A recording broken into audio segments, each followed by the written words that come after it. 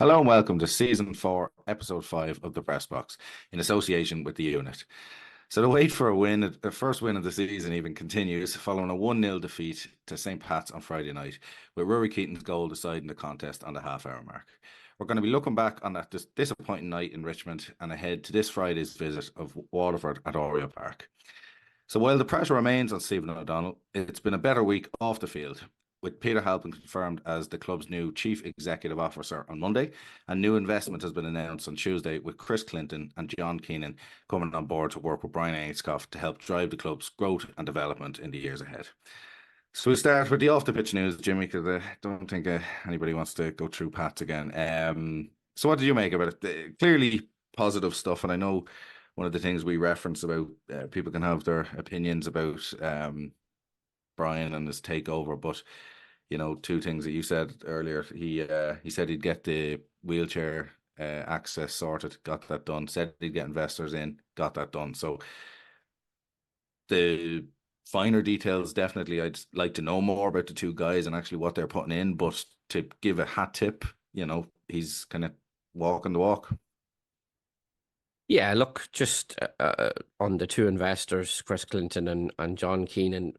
Yeah, look, on the surface, great news. There's obviously maybe more to learn about that. I'm sure we won't get exact amounts or anything like that, but I suppose the question mark, I'm sure, on everyone's lips is what was put in, And for what?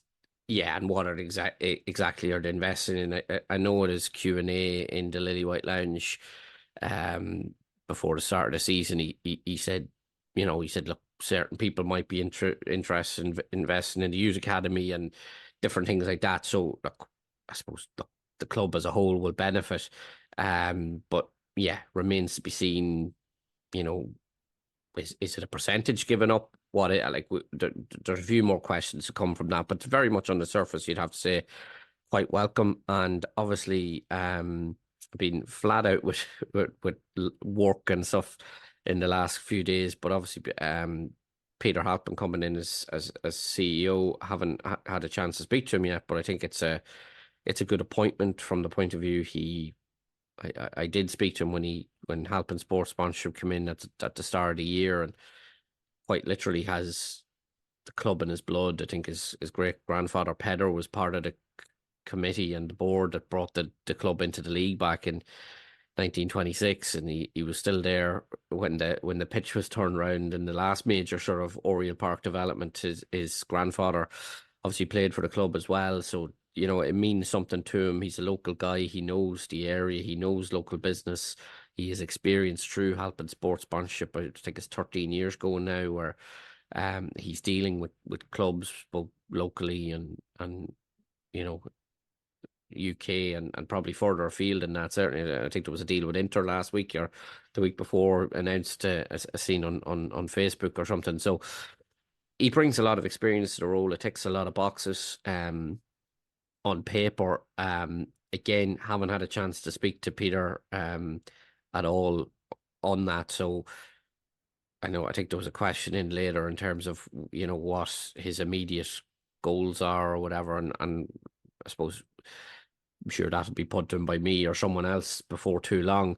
And like I said, there is still question marks maybe in relation to the two investors over what that deal roughly entails, or probably to dig a little deeper on it. But what I will say is, and I sort of touched and I did a piece for the Argus this week, just around the off field, and I think it's I'm pretty relieved, to be honest with you, by the developments of the sort of last 24 hours or so, because as I outlined in it, I think there's a lot to be concerned about off the field, and I'm not saying that this will put everything right, because I obviously don't know the ins and outs of it, but it's certainly a step in the right direction in terms of going that direction, because um as I outlined in some of the piece, like leaving the journalist hat off or whatever, just as a fan, when you see some of the stuff that sort of is hanging over the club, I was, and probably am to still extent, but maybe not as after this news. But you'd have to be worried about the sort of where it was going.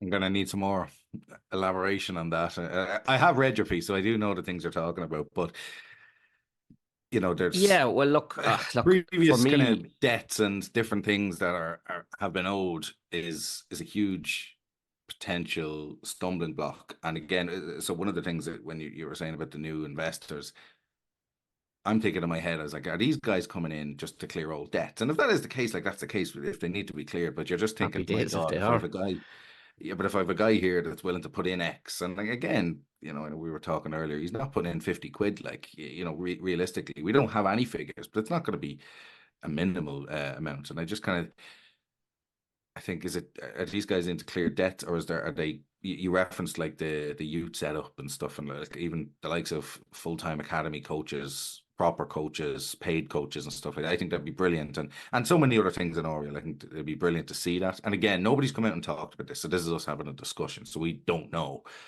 but with the piece that you had in the Args this week, it does reference some of the kind of financial losses that we've had. Maybe. Yeah. So, like, look, and this has been sort of going on a while. Where look, when Brian Ainscough took over the club, I think he knew there was problems.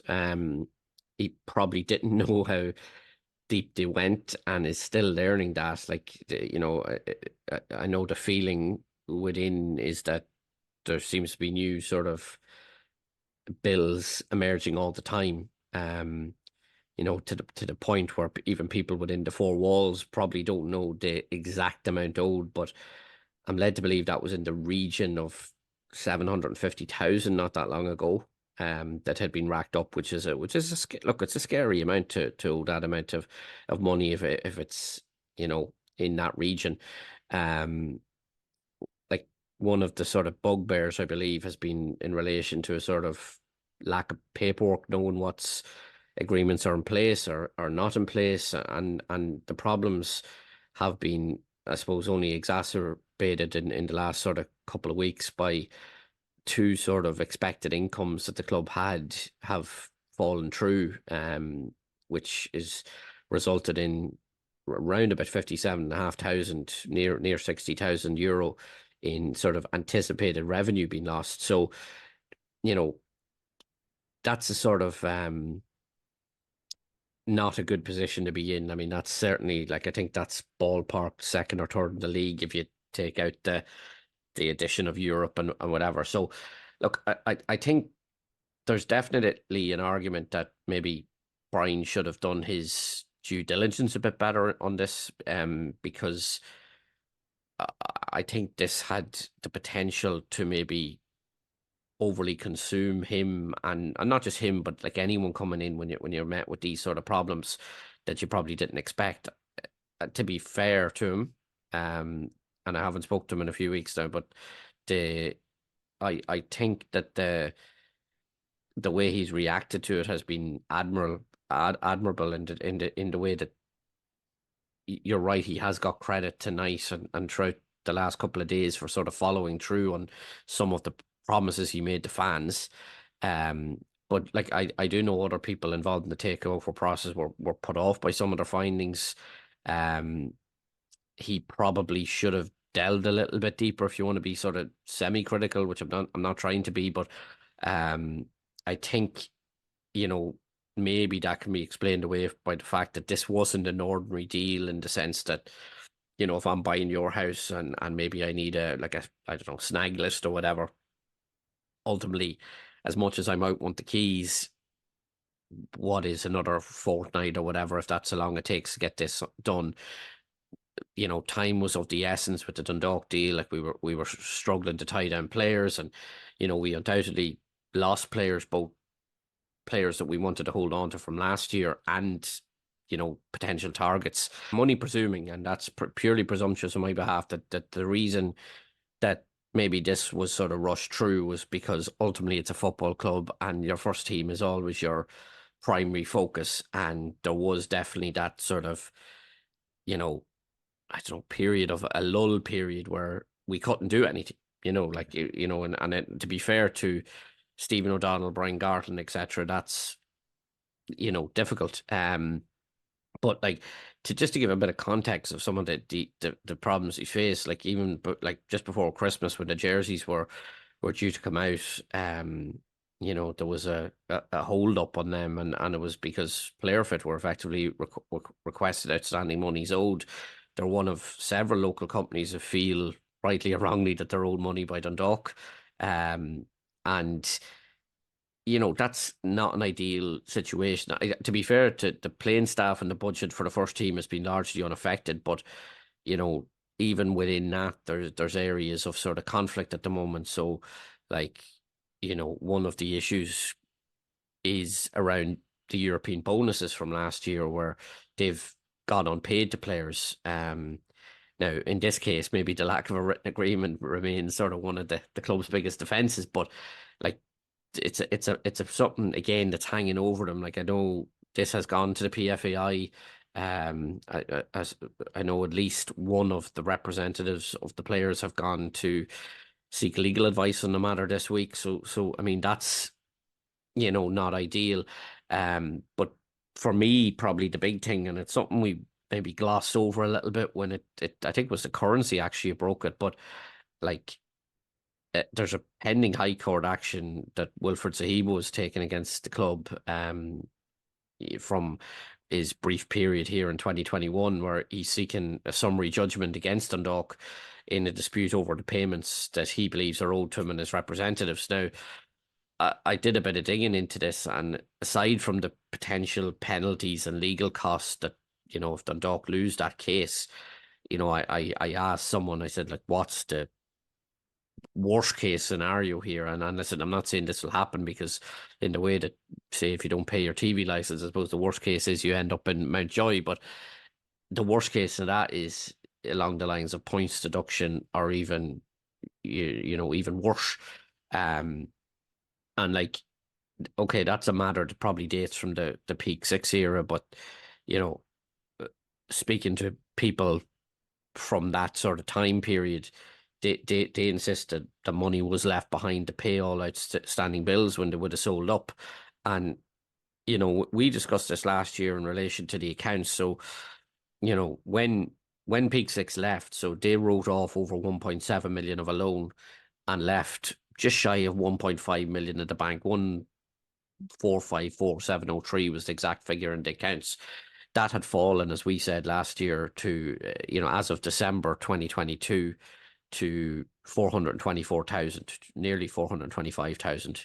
But I mean, the cash burn sort of in between, like for me, just left us in a position that, like, when you go back to 2016 and Europa League group stages, and even again in 2020, like that 2020 campaign. It's funny, I was watching Arsenal before we came on tonight, and we were playing Arsenal less than 4 years ago in the Europa League group stages. So to go from those sort of heights, admittedly with COVID and a myriad of things in between, it's alarming. And like we're coming up on a decade since that first league title win under Stephen Kenny, which kicked off an amazing period that we'll all remember fondly. But there's really zero legacy to show from it, Yeah.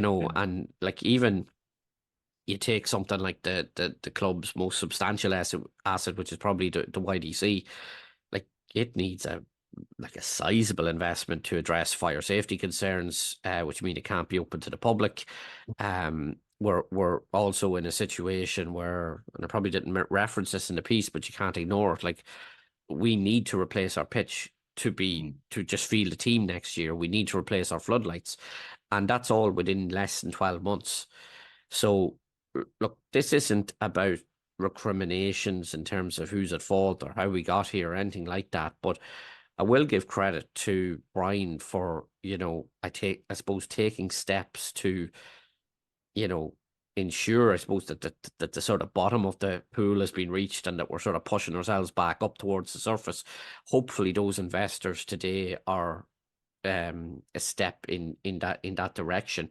But I do think, and it's relevant, like, I probably opened the piece at the Argus talking about how one of the main talking points for fans this week will be Stephen O'Donnell and what happens win or lose against Waterford on Friday. And yeah, that has to be something on his mind, but if only that was his biggest issue. Um, so like my fear is that if we fall off in terms of, say we lose again on Friday, and I obviously hope we don't, but do attendances suffer if we're not challenging, if we're struggling, even if you fall in that sort of no man's land of like where you're too far off Europe and you're not bad enough to be relegated, and that maybe that's a position we take right now. Snap the But handy of that right now. yeah, but do your attendances suffer, because we've already got one of the lowest. I think only Drogheda actually have lower attendances than us at the moment in the league, and that's like, to be fair to them, they can't actually physically let more in. So we can't afford to sort of go down further, and that's why, like, I'm not raising this to be alarmist or to throw shade on anyone or whatever. It's purely that as a fan base, we need to stick together and get the club through this, because it's only through support that it is a sticky patch. As I'm more confident, without knowing figures or amounts or anything, now that investment has come in. But it's only by being united, as I say, that we'll either sink or swim and get through it. Because yeah, look, results matter, performances matter, and like, yeah, most fans are focused on the fact that we're bottom of the table right now, and where that, and I'm not saying that's not important, but the bigger picture is probably more important for me. And the picture hasn't been good. And I will give Brian a lot of credit for very early days in his reign. And look, again, a bit like our first episode of the season where we're saying first impressions, and that's all you can give. But he's made a good first impression, I think, to the majority of fans, for the simple reason anything he sort of said he's done has sort of happened. And listen, I would have been sort of one, not massively knocking the door down on it, but I'd be lying if I said in the last couple of weeks maybe I haven't thought, where are these investors you said that were coming in February? Like, okay, it's taken, right, well, what, the 12th of March today, we'll forgive him for being a fortnight late or whatever. But yeah, like, to be fair, it's great to have someone like that sort of in charge who'll, make commitments and follow through on them, and long may that continue.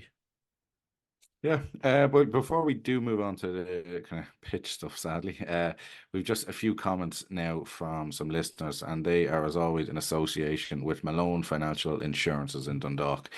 So Kevin Mullen said, actually, to be fair to Kevin, I'm pretty sure this was like at 9 in the morning, or so it was always any further news on the investors that were supposedly interested. So I think your questions have been answered, Kev. Mark Carolan then says, of the myriad of issues at the club and the ground, what, in your view, is the first thing that you'll be looking for our new CEO to make an impact on? Good question. Basically, look, like, listen, his background is sponsorship and finance and that sort of thing. I think that's massively important. We need, we need to start raising funds look, you can't, it's easier said than done, but we can't constantly just dismiss Oriel as a problem and do nothing about it. Listen, we'd all love to flick a switch or click our fingers and have a brand new 10,000 seater stadium there or whatever in the morning. That's not a realistic dream. It doesn't mean we shouldn't target it as part of a long-term plan, but you can improve. You don't have to buy a new house or build a new house to improve your existing one. So, like, you look at the toilet facilities, for example, in Oriel are criticised. Right? Can we get a project going that we're going to have better toilet facilities? Can we get a project going that we're going to have better bar facilities? Because, with all due respect to them, I think they're a bit dated. Don't think anyone will disagree with that. And bit by bit, I'm not saying they're the priorities, but bit by bit, you improve Oriel as a result. Brian, to be fair, in his original press conference, he did say it'll be sort of 2025 season, but he did say, like, even replacing the seats would give the ground a better look, which I think it would. So there's little things like that. Look, it needs more, and look, the club have taken a lot of steps, to be fair, in a short period of time, where I think relationships have improved. Like even um media, like I'm in the media, I and plan to talk about it, but like I have to say like it's been great this season. Like yeah, obviously results maybe not, but like there's that working relationship has definitely got better, and that comes on both sides. So I think just making bit by bit improvements and get us going in the right direction again, because last year it just felt like a wasted year. Like it just felt like absolutely nothing happened. Um, in particular last year, where bar opening Oriel Park on a Friday night, we weren't making strides on or off the pitch in terms of whatever that is, like in terms of your community work, your school work, and as we referenced in recent weeks, there's already been steps in that regard taken, which are positive. Like, look, there's a long road ahead. It needs to be bigger, it needs to be better. Don't get me wrong, but like credit where credit's due.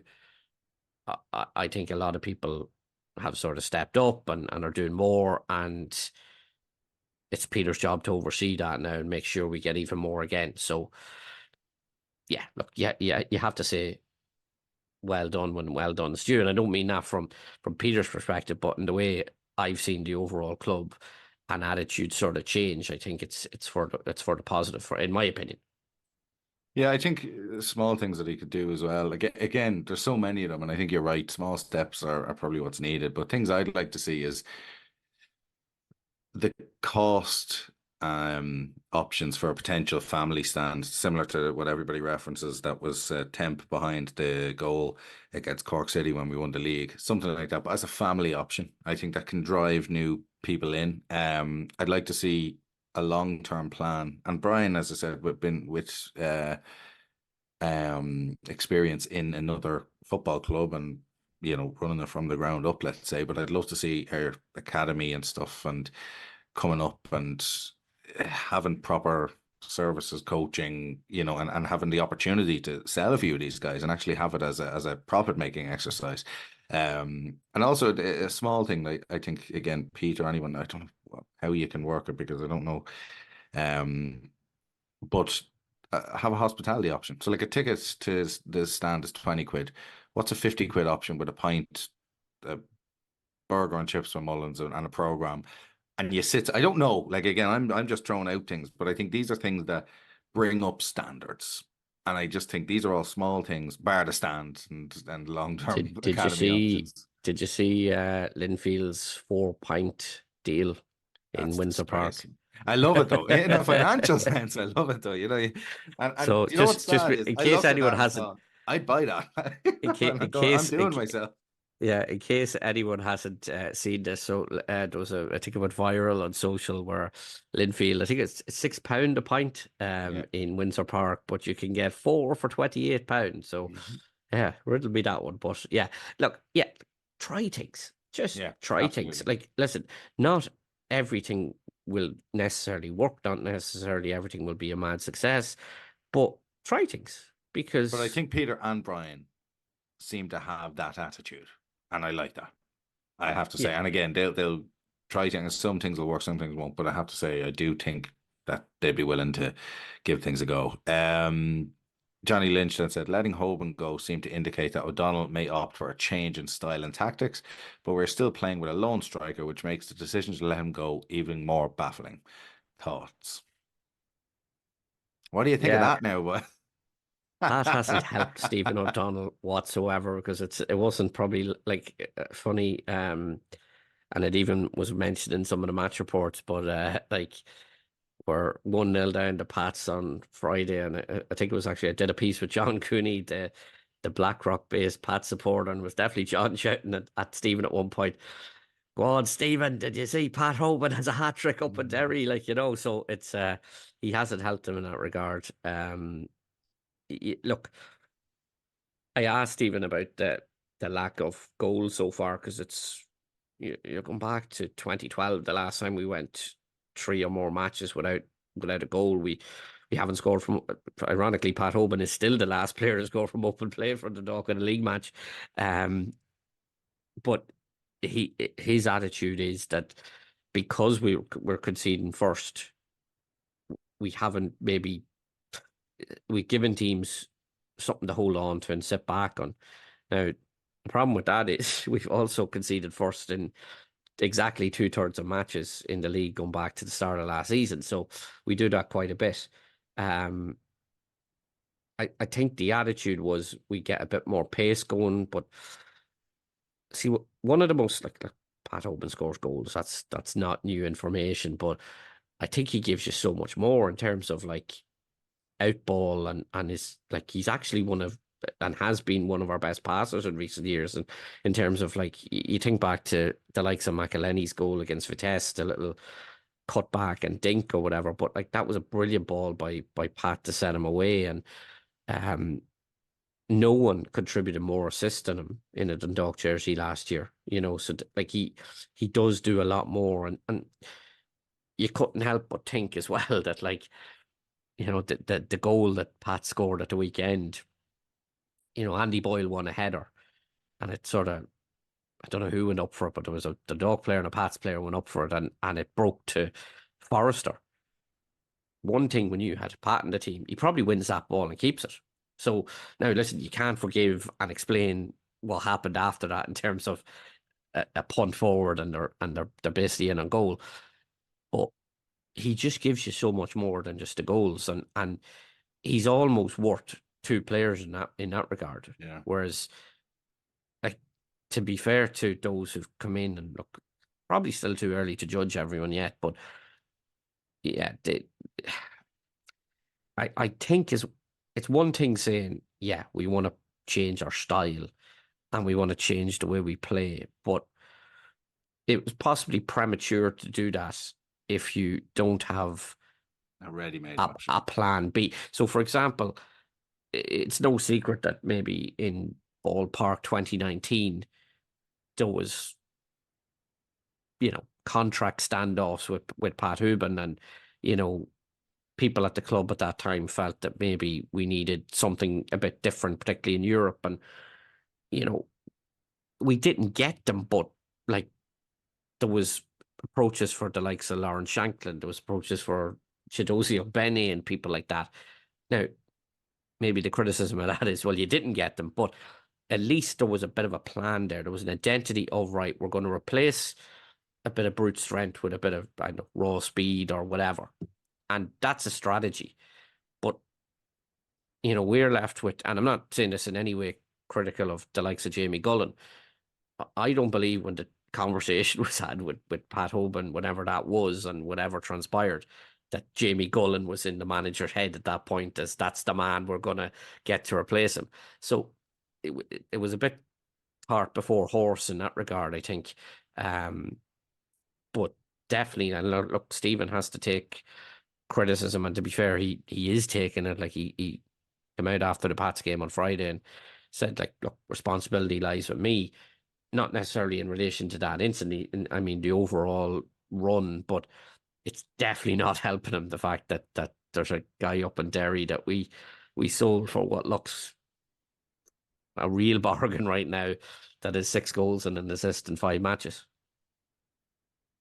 Yeah, and I think, to be fair, even the stuff with the pressure that he's under, again, O'Donnell does seem to be kind of a man standing up and saying, right, that's on me as well. So, and I think ultimately in these decisions in football, coaching and managing, like, you live and die by your decisions. And I think he's big enough to understand that. He obviously maybe had other targets and maybe they didn't come in, or maybe, like, I have no idea in that sense. Yeah, but, and again, that goes back to, like, to be fair, and this all links, like, where, and I'm not saying Stephen O'Donnell hasn't made mistakes or he's not open to criticism or anything like that. I'm not saying that at all, but the sort of standoff at the end of last season and where the club was at, and this is not the first time this has happened to him in terms of an off season where it's been disrupted, business has been late. Okay, it was a little bit earlier this year than last year, but like, there's still like a handful of players we haven't even seen that we signed.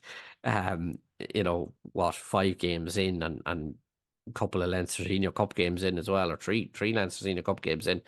And there's an element of, okay, you can't make that, your overall excuse, and he's not doing that. But would I don't know, would Klopp or Guardiola do well in those sort of situations where you had that disruption and you're missing out? Like, we went to Pats on Friday, for example, and because we've a defensive issue, but like Connor Keeley was on the bench. He's a player we tried to sign, didn't even get on for. Now he has started other games, but he didn't even get on for Pats on Friday. And in theory, we would have wanted him in our defense. We're playing Waterford on this Friday.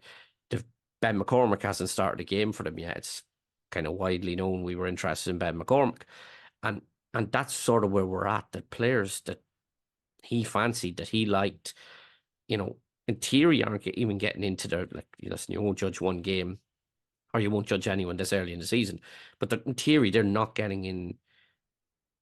Connor Keeley had started the previous game, but Pats were on a 3-match run. He lost his place.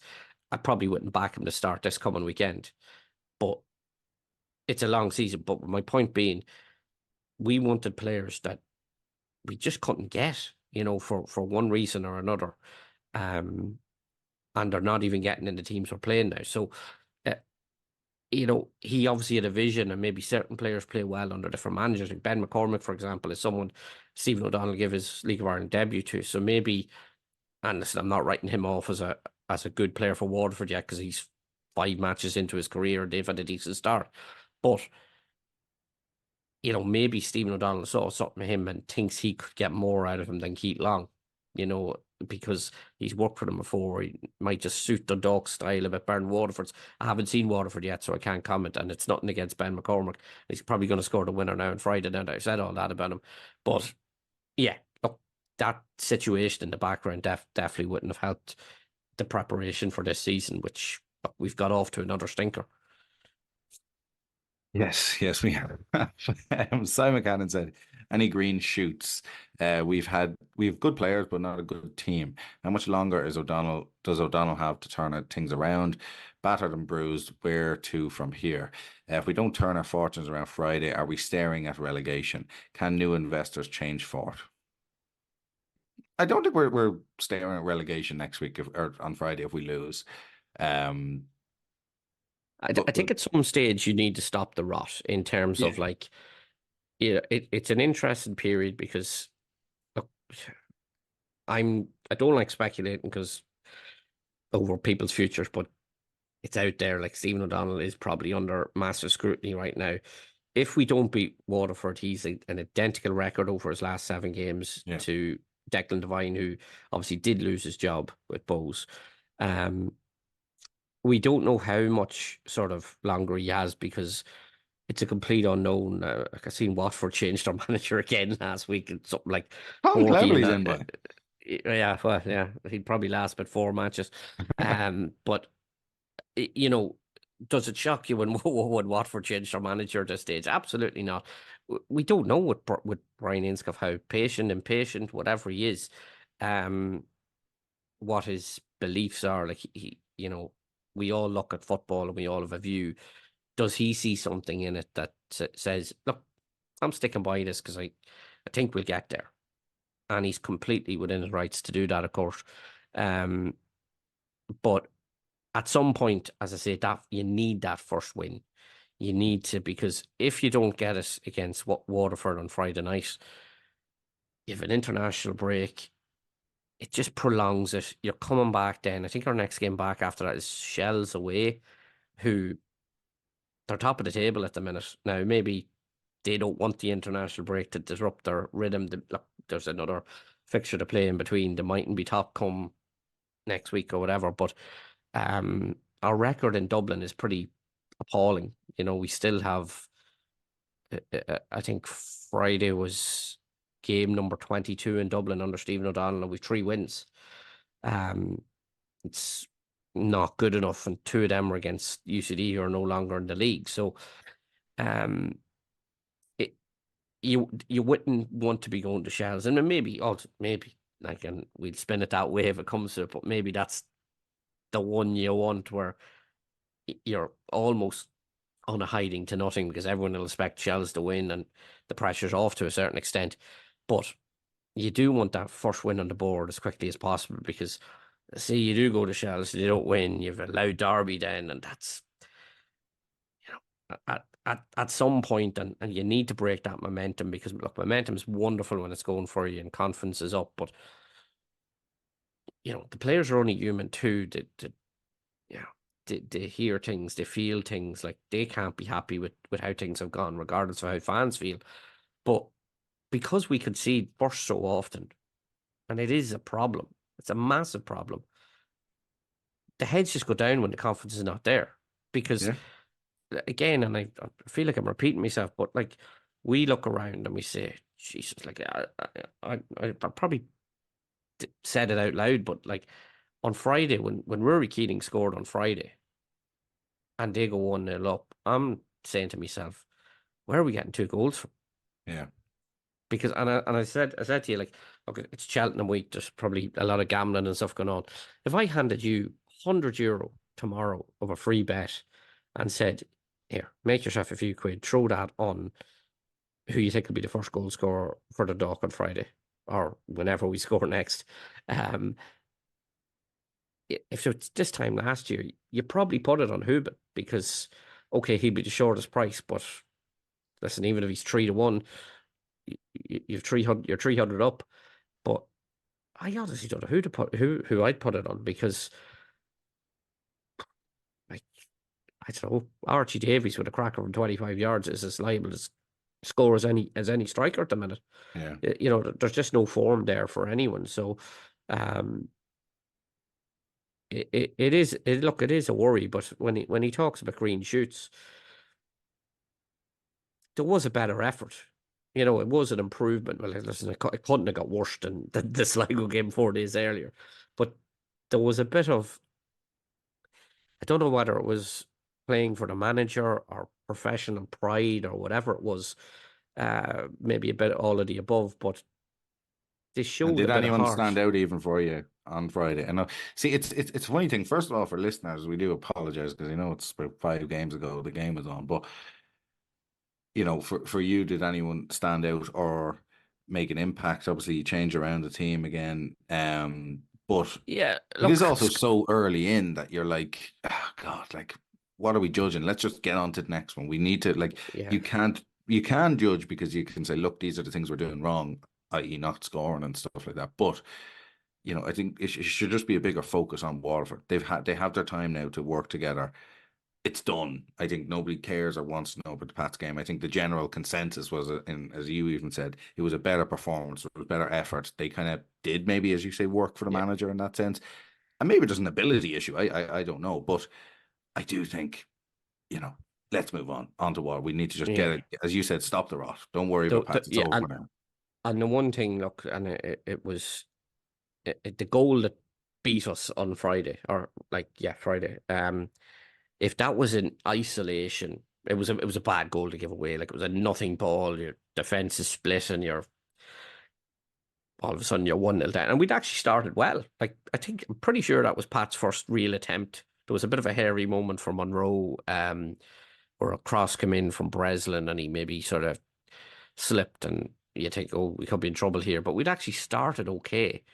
Uh, but like, so both keepers hadn't actually started a league game since 2022. And like, we had a shot, Kieran McGuckin, who came in, had a shot straight at Danny Rogers after about 3 minutes. That was our only shot on target. Now, I know there was a brilliant challenge by Luke Turner it looked like Jamie Gullen was in. He made a brilliant tackle. Robbie Benson probably should have done better with a header. But for me, the big problem as well, apart from the goal shy thing, is, like, and Stephen O'Donnell said it, like, rubbish goals the whole time. We're just giving up crap. And Ball it's over so top. easy. Yeah. Like the previous, like, I know we were beaten 5-0 by Sligo before that, but I was just thinking back about the Sligo game, and I don't think I referenced it last week, but we actually had kickoff in the Sligo game, and Robbie Benson basically always takes our tip offs at the minute anyway. And so we kicked off, and there's about 22 seconds played, and Sligo look like they're in a goal. And I'm like, how does this happen? Like, how does, like, okay, it didn't come to anything, but it was a kind of sign of what's to come. And like for me, the goal Friday night was almost like I'm going back to 2022. It reminded me actually of anyone who's there probably will never forget it. We actually won, and only for Nathan Shepherd. We went down to Wexford in the cup. It's probably will go down as probably best remembered as the night Ryan O'Kane scored his first goal for the club. But they just were booting balls up the middle and were getting through a Yeah. goal every time. A fella called Short, who I don't even know if he's playing anywhere now in the league, but he just kept getting through a goal. We couldn't deal with this. And to be fair, Nathan Shepherd probably had his best shot stopping display in the Dundalk jersey, and it saved us an absolute sort of like absolute embarrassment.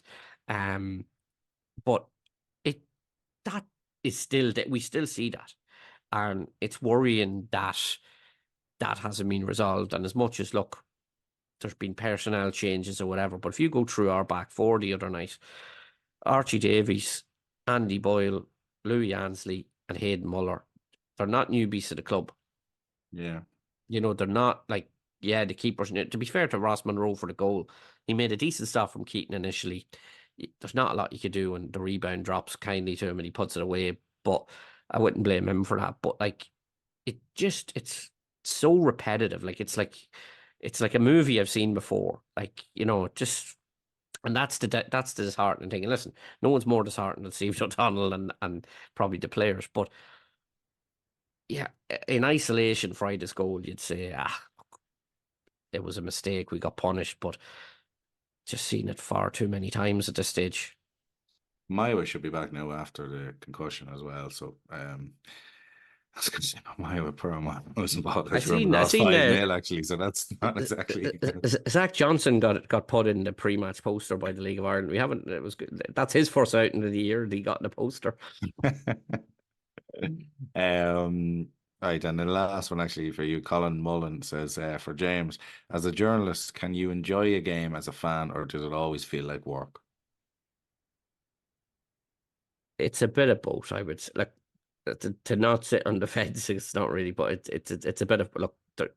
I've been very fortunate to see from the press box or whatever, see some great nights, and you can't let your hair down in the way the fan does. So there's that element of it. But look, I'm not going to play the poor mind either. It's very privileged, but like I do, um, myself, like what I would have worked on, so it's 7 cup finals in a row we got to 15, 16, yeah, something like that. Maybe it was 6, but I would have worked on like successive cup finals in a row and absolutely hated them because the stress of it. And I remember coming with different deadlines, and there's no one will feel sorry for you, but coming back from Dublin and you've so much to write up and so much reaction to do and interviews, and your deadline is like 11 o'clock Monday morning and stuff, and you're up till 3 in the morning writing it. It's just you didn't even see the lifting of the trophy and stuff like that. So like listen, a downside of it, but myself and Craig and a couple other friends have started going to the likes of the cup final now in recent years, and I've really enjoyed it just from the point of view of being at a game, not having a laptop and not being, you know, I like me stats and stuff where you're constantly like updating stuff or whatever when someone scores or whatever happens. So it's very privileged to give it that answer, but there's something lovely about going to a game as well and just switching off, and it's never that. Yeah, no, I'd say for you, it's not that it's not enjoyable, but it is work, and that's the thing. Like again, I think you made references many times that like and you've kind of our mates and stuff that if we're all out and at it, like you are just at things and stuff. So it's, and especially cup final day, like in theory, for you to enjoy it more, like when we go down to these cup finals, it's better for you when Dundalk are not in it in a, how would I say, in a relaxing and entertainment vibe, because you're working. So Yeah, look, I listen. If you offer me right now Dundalk being in the cup final, I'll take it.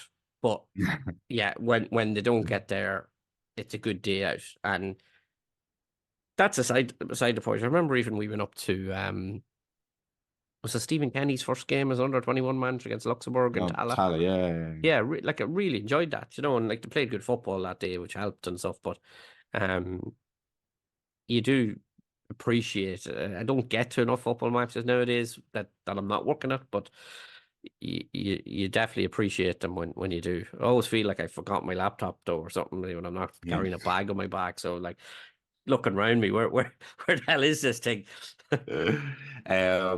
The kind of the last 2 points in this, I suppose, is essentially, the Waterford game. So again, it is a big game. Again, you were talking about kind of stopping the rot. We need to get off the mark. And I don't know, is that a draw or even like a win, obviously, but like even a draw, I don't know. Is that progress?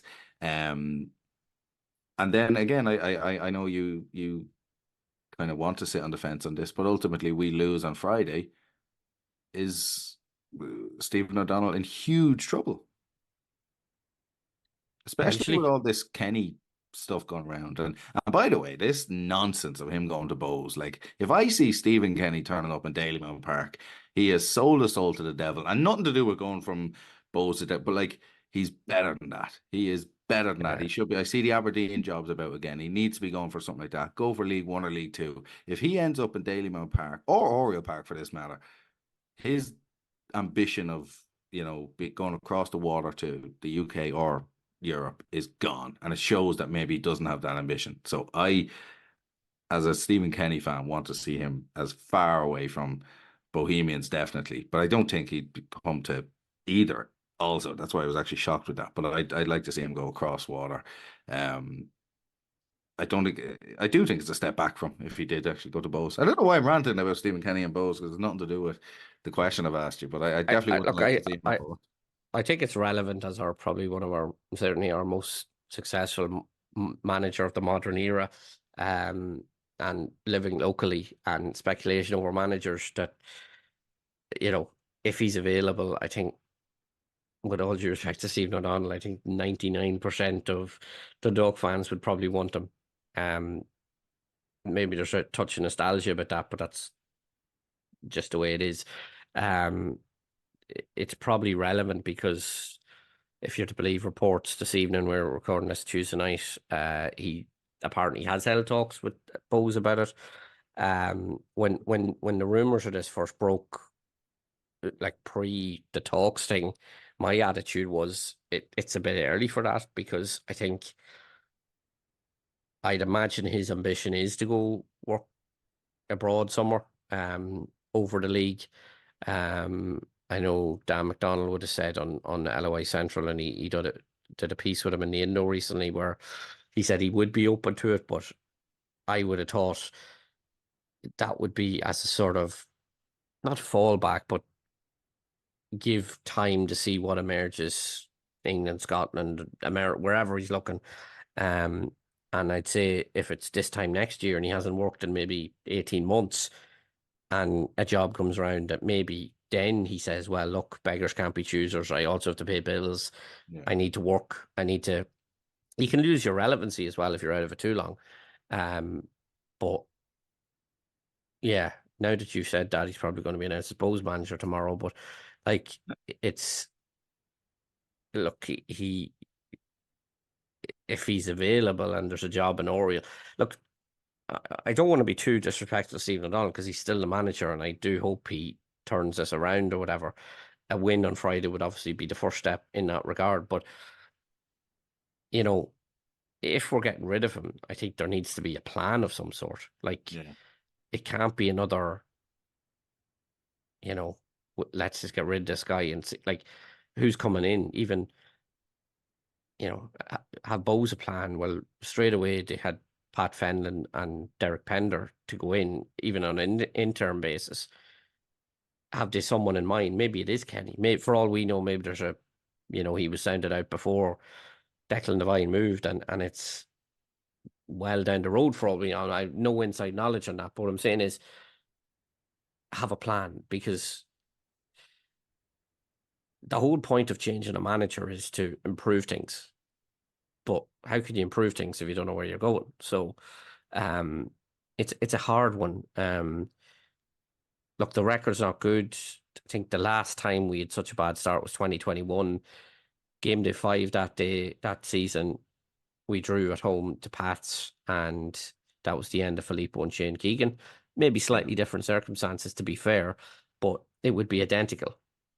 Identical record and gone that early. So I think the international break puts us if you're going to do it, that's the time to do it, where whoever comes in, or even on an interim basis, has a bit of time to work with the squad, and iron things out for the next match. But yeah, maybe I'd love Stephen O'Donnell to turn it around.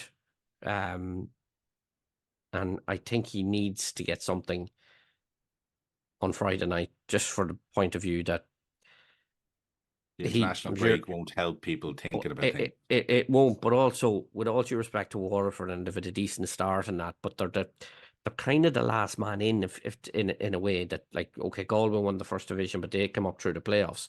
And not that football works in this way or whatever, but on paper, and I know paper counts for nothing, but in any league, you would look at the newly promoted team coming to you at home as, this should be 3 points.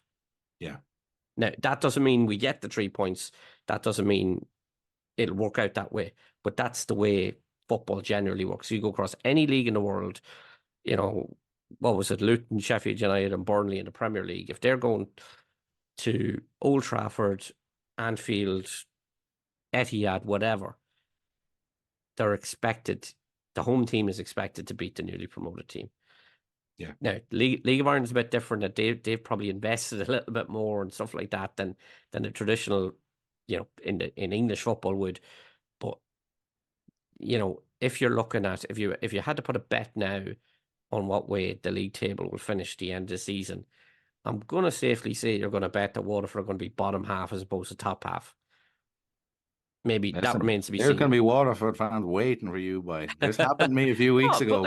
Listen, yeah, but the difference I'm saying is I'm not passing judgment on, if I'm a Waterford fan, give me 8th place right now, because when you come up, stay up. That should be your goal. That's a successful season. And for that reason, at some point, you need to, as well as needing to get off the mark, you can't lose distance with the teams who are likely to be thereabouts towards the bottom, potentially, come the end of the year. So at some point, it's too early to say something's a 6-pointer or whatever, but we look back to the start of last season.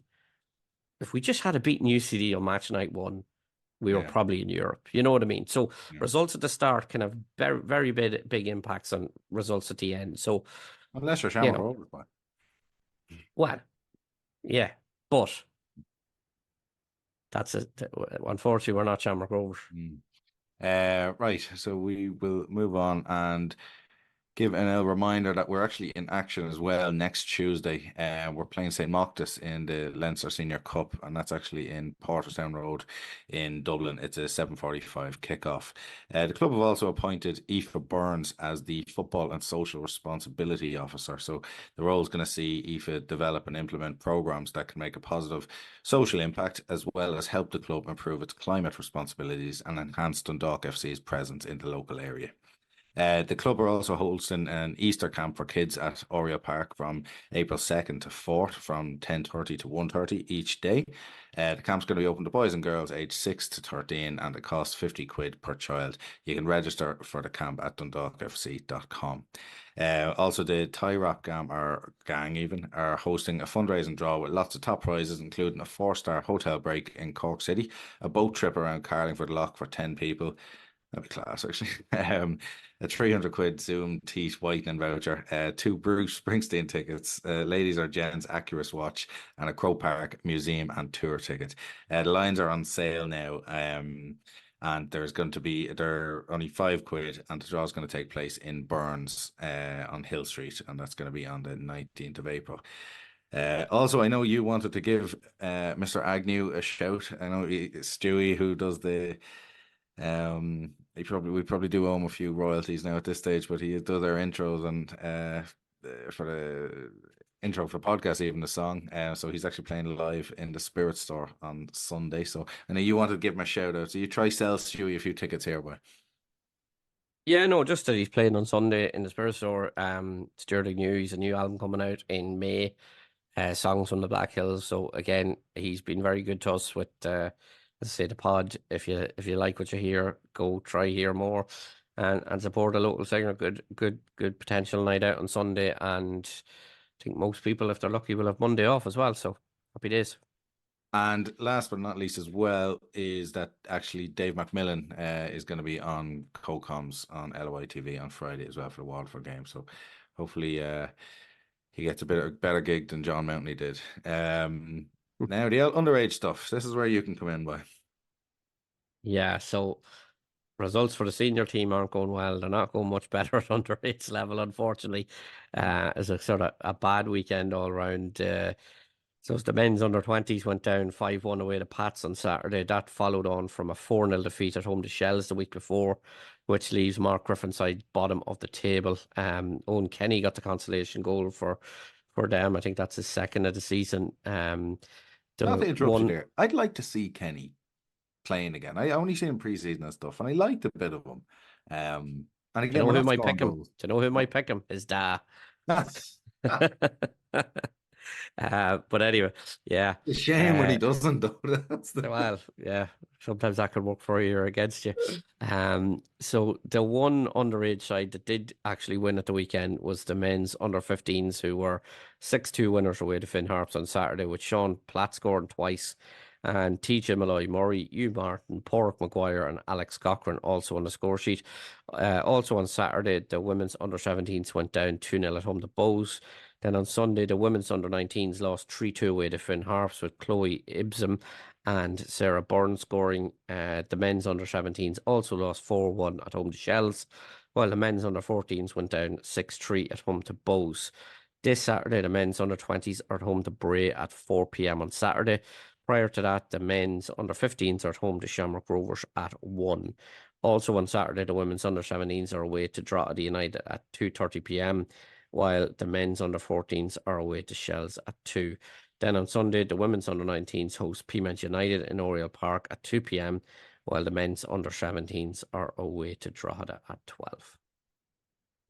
Right. Well, that is it from us this week on the press box. So hopefully, down to my technical ability, some people could be watching this on YouTube. So one of the things that we have done is that Mullins at the Castletown Road have come on board and helping us getting a YouTube page started as well. So as I said, people can now watch it on their phones and stuff on TVs, or however people watch YouTube as well. And I think that was on me because I watch plenty of stuff on YouTube. So if it's not, then people can realize that it's this has been my technical downfall if it's not. But if it is, I hope you're enjoying the YouTube. But in general, again, we want to thank our main sponsors, the unit, for all the help as well, and our associate sponsors, PlayerFit, Jerry McNamee Consultants, and Malone Financial Insurances. So we're going to be back next week, and hopefully we will finally be off the mark. Thanks a million.